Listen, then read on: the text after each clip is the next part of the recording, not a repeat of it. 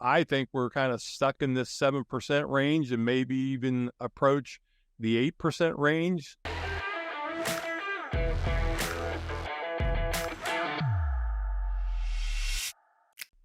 Hey there, everyone. Dave Barlow here with the gang from SellFor1Percent Realtors, plus Rich Cercone from Equitable Mortgage. Rich, you've been doing this, what, was it 31 years? Is that what we figured out? Don't age me too much, Dave. It's 25. Just 25. Okay. 25, yeah. Again, you and I are living parallel lives. I've been in real estate for 25 years, so 25 years in the mortgage business. You've seen plenty of ups and downs and all arounds and all the different products that have come to market in the last 25. When you first started, was it just conventional loan? Was there FHA 25 years ago? I think there was. Oh, yeah. There was FHA, conventional, VA. And then, of course, we had the famous subprime. Or the infamous subprime, I should say. And, and then there was products within there. There was no income, no asset loans that you could do, even with conventional mortgages. You could do a conventional stated income, no income loan, and take a slight adjustment to the interest rate. Maybe instead of 5.5, it might be 5.6. And a lot of clients would snap at that because they would love it, because it alleviated all the necessity of providing tax returns and all the other documentation that we now have to gather. But that was all done away with in the 2007, 2008 crash, and along with the subprime mortgages. So now we do have something called non-QM mortgages, non-qualified mortgages, because there's a rule, there's a regulation with conventional loans that you have to have a qualified mortgage, meaning that you, the lender, have to qualify the income of the borrower in certain parameters that have been set up by the Fannie Mae, Freddie Mac conduit of the world. So to circumvent that, Wall Street has come up with products that are non-QM, and that's where you get loans right now that are like bank statement loans, where a self-employed individual that meets certain requirements could provide 12 months of bank statements or 24 months of bank statements, and we would look at all the deposits that come into the bank statement, and then a percentage of those deposits would be allowed to be used as income, and then they would not have to provide any tax returns to substantiate that income.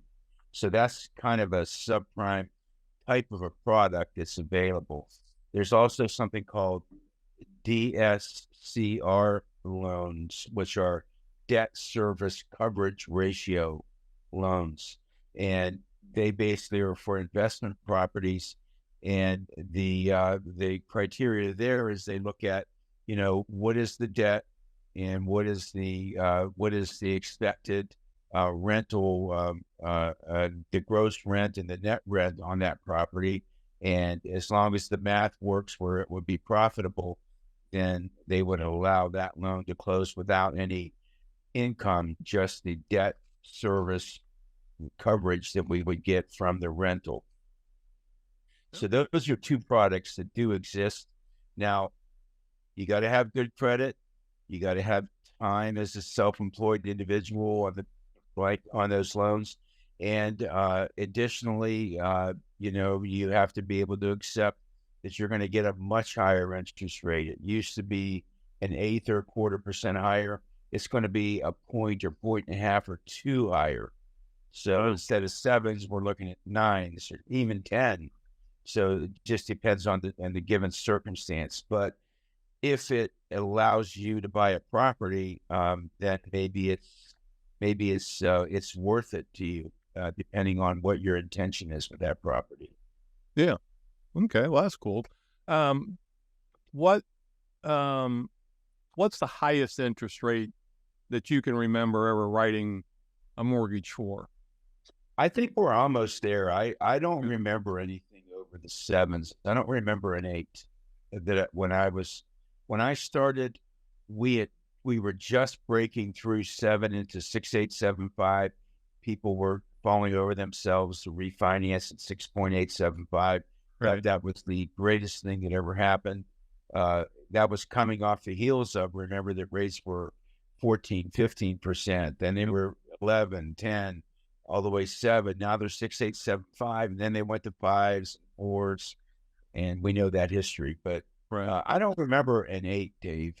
Now I could be wrong, but if it were, it was for a very brief period of time. Yeah, since 1998 when I started, at least. Jay, you had been doing this now 18 years, 2005. What is your, Jay, what is your, what month did you get licensed in 2005? You guys sound like robots on my end, so I'm having a hard time now hear what you're saying. I got licensed in 2005. I have no idea what rates were then, but they've never been this high. They were already at the highest point since 2000, so we've already surpassed wherever it was when I got into business a couple of weeks ago. And then, Jaime, you got in about 5 years ago, and so you've not seen rates like this yet. No, we're all experiencing it together. Well, I came in 1998, and I think it was, like Rich said, was just below 8%, 7.5 or something. And I remember as we kind of went through the years, the rates would slowly fall, and they would drop below 7%. We'd see a rush into the market, and they would bounce above 7%, and things would stall for a month or two, and then would do the same thing at 6%, and then the same thing at 5%, and then 4%, and then eventually we got to 3%. And we even saw it during threes when it would bounce up to 3.5%. We'd have buyers say, "Oh, I'm going to wait for interest rates to get back below 3% before I do something," and then very quickly, in about a 7-8 month time frame, March of last year, we were still around 3.5%, and by the time we got to November, it was over 7%. So, and those buyers, I'm guessing now, are like, "Yeah, I wish I would have went ahead and got that 3.5% or even that 4% interest rate." Yeah, the house would have been cheaper, and the rate would have been so much lower. The cost of that home to live in would have been so much better. But it's past history now. Yeah. But we'll typically when things go up, they come back down again. But sometimes they don't come down as quickly as we hope. So right. Right.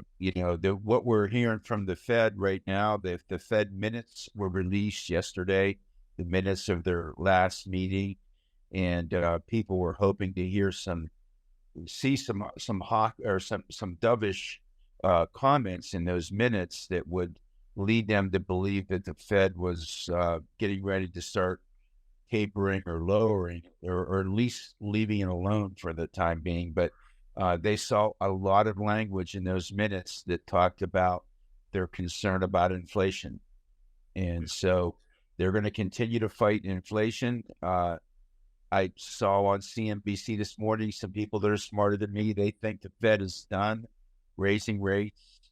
But I don't think the market's totally convinced of that right now, based on the Treasury, the 10-year Treasury bond eclipsed 4.3 this morning, which was a huge move. We were down under 4% less than 2 weeks ago. That's a big move in the 10-year Treasury. Right. Yeah, and I know it was Wall Street Journal or maybe another publication. They were saying 8% coming quick. I mean, we're bare. I mean, if you have certain profiles, we've talked about if you've got a certain profile, maybe credit score is not quite where they want to be, and a loan amounts at a certain level on the down payment, you might be at 8% right now. I mean, that's a possibility, and then we've got to start thinking about what's the right mix of maybe paying some points, or is that the right thing to do, or maybe putting a little more money down to get a slightly better rate. But we're solidly in the 7s, and depending on your profile, you might be low 7s, and you might be high 7s or 8, depending on exactly what algorithm you present to the system, basically.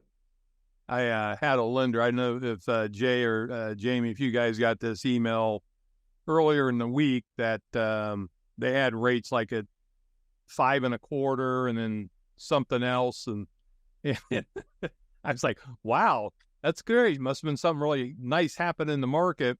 And about 5 minutes later, get an email, please disregard. Yeah.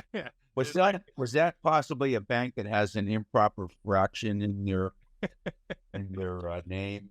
No, it was a mortgage broker, and I just okay, somebody accidentally pulled out last year's number, and so like, please disregard. Like, oh boy, the phones are ringing off the hook. Yes, I'd like to take that. Yes, I'd like to take that. Jay, you've talked about for a while, and you are the one that is a little more skeptical of what's happening in the marketplace, that you think that there might be a little bit of a housing price, not a crash, but an adjustment. And I guess, maybe I'm starting to believe that a little bit, where as interest rates continue to go up, we're seeing more houses come on the market and not sell. So inventory is up a little bit. And I think as interest rates continue to go up, we're going to see more houses stay on the market. And I think eventually then we're going to start to see maybe housing prices come down to compete against the higher interest rates. So I don't know if you can hear that or not, Jay, but what are your thoughts? It'll be interesting to see how this whole thing ends. I mean, I heard this economist professor the other day say you can't taper the Ponzi, but you also can't really let it crash. And so I'm interested to see what they engineer. I mean, I think that the writing's on the wall. We're going to get 40-year mortgages. Canada's doing something called infinity mortgages, and where they're all adjustable. And then instead of the payment increasing, when the rates go up, they're just adding term and length to the loan. And so you could have an 80-year mortgage that your children inherit. So, I mean, they're not going to give up without a fight. But, I mean, to me, what I'm seeing is this constant talk for a year of soft landing. First it started with it's transitory. Then it was it's supply chain. Then it was it's it's profit. It's greedy. That they printed $6 trillion, $9 trillion during COVID. They pulled $1 trillion back off the balance sheets. The money supply is constricting at the fastest pace since before the Great Depression. We're really in uncharted waters, and the whole game, as I see it, as the conspiracy-minded person in the group, is you have to pump the public and the narrative with soft landing. We're going to return to 2% inflation. Rates will come down, because you have to have the market believe that. The alternative is everybody pulls their money out and they start buying different things and get out of dot. You can't have it crash, but you can't taper the Ponzi. So I don't know what's going to happen. I think it's possible we just keep printing and the prices keep going up. But the one thing that has to go up with it is going to be wages. I think we're starting to get to that breaking point. What I see on my listings is if it's a low price property, 200,000 or under, they're going quick. But and really the $600,000 ones in the nice suburbs, those are moving pretty good too. But if you're middle class America and you're 325, 350 in a suburb, and you bought that house 3-4 years ago and it was 175, 200, those ones I'm having a hard time selling. And so I think that the people that are caught in the middle are people like me and people like who's watching this video, people that are normal everyday Americans. And so I think that, they don't want us to see it, to wise up. They would prefer us to fight left and right, keep us divided. So that's how I see what's happening. But I don't think they're going to let it just crash. So I don't know what's going to happen. I would be surprised. I think we would have World War III before we let it crash. And so I don't know where the ride ends, but hopefully everybody has a chair when it does. Well, I think that's an interesting point that, the upper middle class seem to be the ones that are getting more pinched, like you said, in that $350,000, $400,000 range. Used to be we could put a $350,000, $400,000 house on the market over in Hilliard or Dublin, Westerville, and it would fly off the market. And that seems to have stalled some. We've got, little cheap listing over in Croton, Ohio. We're just talking about before we got on air. It's the hottest property in Croton. And, I've got offers left and right, but they're all cash offers.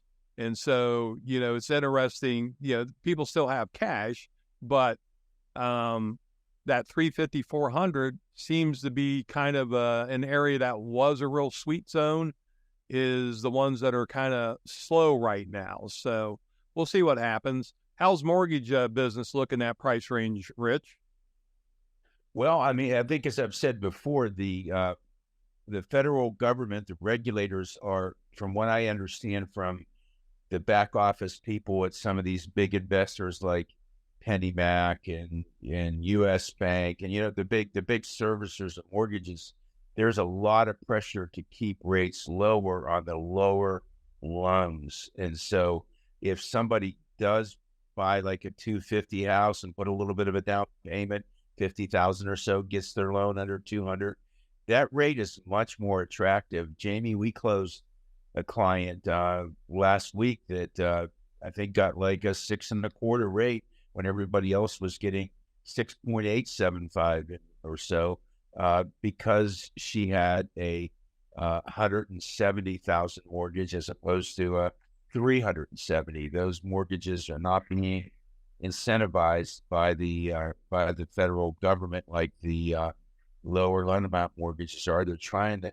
Their rationale is they're trying to help the small guy, but I don't know if that's what they're helping. If that's the small guy in every case, or sometimes it's just somebody who buys a $500,000 house and puts $400,000 down on it and gets a great rate.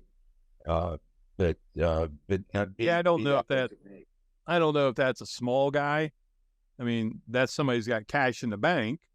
Right. That's what I'm saying. That's not the small guy. Yeah, if you got $200,000 in the bank or $250 in the bank, I don't know.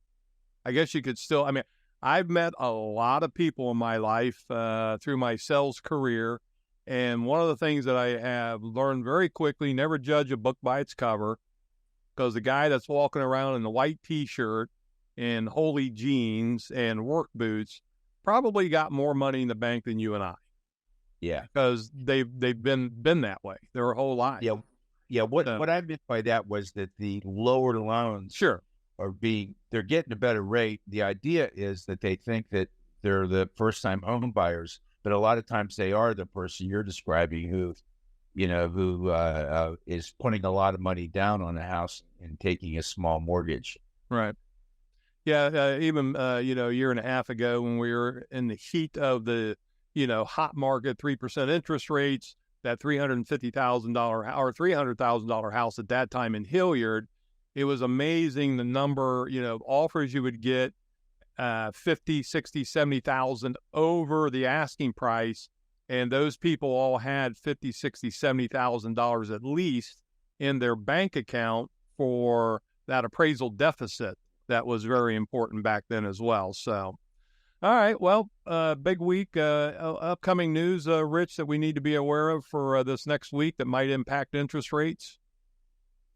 I didn't look at that, Dave. So quite honestly, I don't want to misstate, but I don't think there's any big news. We've had retail sales, we've had consumer prices, we've had producer prices. Of course, the jobs number is always the first Friday of the month. So we got a little bit of a lull here as we head into Labor Day.